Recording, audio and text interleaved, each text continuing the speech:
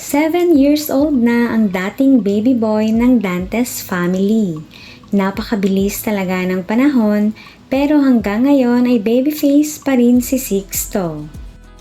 Napakapoging bata, manang-mana sa kanyang daddy pero mas kamukha daw ng kanyang mami Marian. Nakuha ang pagiging mestiza. Napaka-charming ni Sixto at marami ang pumupuri sa kanyang eyelashes dahil natural na mahaba at makapal. Nakuha niya rin ang dimples ng kanyang mami. Bata pa lamang pero marunong na sa decision making. Request daw ni Sixto na gusto niya ay simple celebration lang ang magaganap sa kanyang birthday. Simple pero kakaiba ang gift na gusto niya.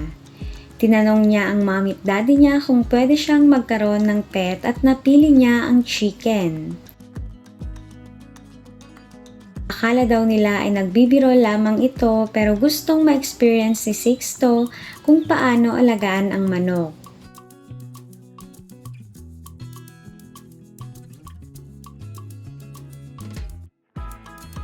Bukod sa looks ay namana ng magkapatid ang pagiging animal lover ng magulang, lalong-lalo na si Sixto na hindi takot humawak pag may nakitang animals. Ibinida at pinasalamatan ng mag-asawa ang kanilang mga sponsors para sa successful yet simple birthday celebration of Sixto.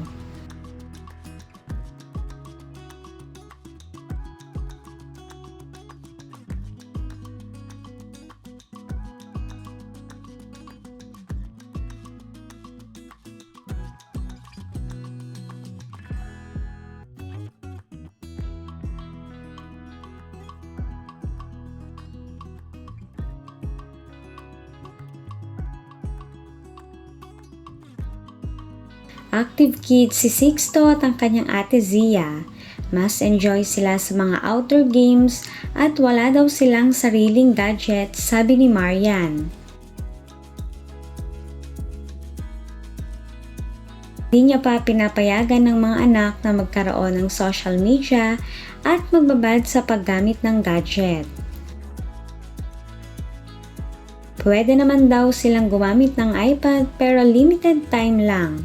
At dapat unahin muna ang homework and activities bago makanood o makapag-games. Ganda ng pagdidisiplina na ginagawa ng mag-asawang Dingdong at Marian. Sumusunod rin kaagad ang dalawang anak sa kanilang kondisyon.